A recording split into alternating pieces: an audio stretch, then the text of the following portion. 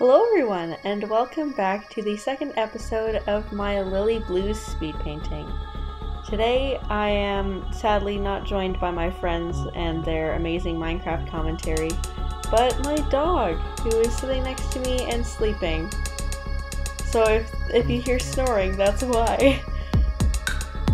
Today I'm going to be working a little bit more on the background especially of the painting, and I started out with this dark color. It was burnt sienna, ultramarine blue, Windsor violet, and olive green. And I just mixed all of those together, so I kind of got like that black in there with the ultramarine and the burnt sienna.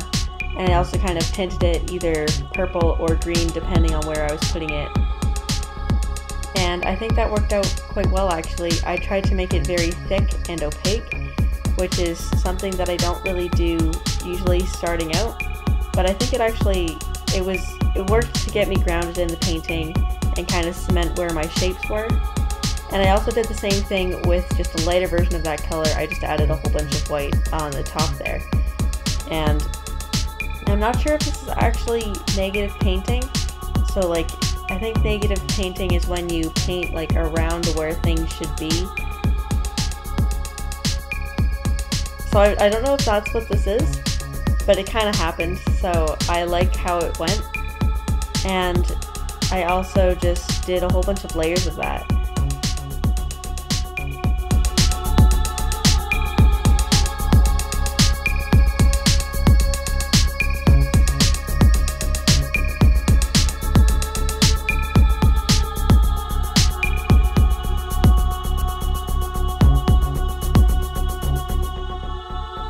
But yeah, the blue in the painting wasn't quite saturated enough for me last episode. So I used a mixture of ultramarine and cerulean blue, which was quite vibrant and it had a really nice saturation, which I think matched the reference photo.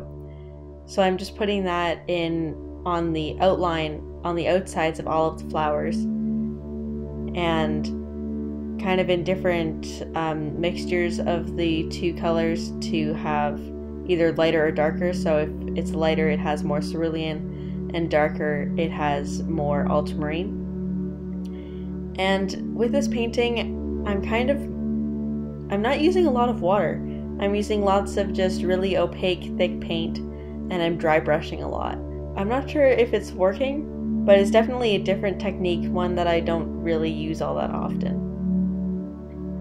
I dabbled with it a bit in the Mandalorian painting, but that was definitely a lot more, I had a lot more glaze in that painting than I do in this one. I don't think I have any glaze at all actually in this painting.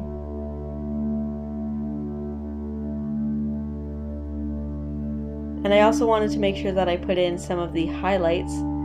So this was just some white mixed with olive green, and I think there might have been some cerulean in there as well.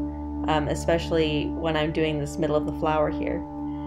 But normally I don't do highlights until like the very end of my paintings, but I just wanted to make sure that I didn't forget about those highlights, and I had them in there so I didn't like paint over or anything with like a really dark color. Oh yes, and then I went in with just straight alizarin crimson from the tube, which might not have been a very good idea for that petal in the background there. But I wanted to also just get colors in so that I know where they are, and then I can work on details later. But I am finding that using this kind of dry brushing method is really nice for blending these colors together, because since nothing's really wet at any one time, I can just put colors on over top like right after one another, and not have to worry about things like coming off after, because sometimes when you have wet paint and then you try and paint over top of it, you just end up erasing what you've done, which is one of the nice things about acrylic, but it's also one of the really, really annoying parts of acrylic. And I will have you know that while I was recording this video, I was listening to my intense music playlist just to give myself a little bit more motivation and hopefully to make the painting have a little bit more life. Because typically I listen to quite calm spa music, but today I thought I'd change it up, and I think it did make a difference. So there's the underpainting, and then that was a little bit of the colors, and here was today's.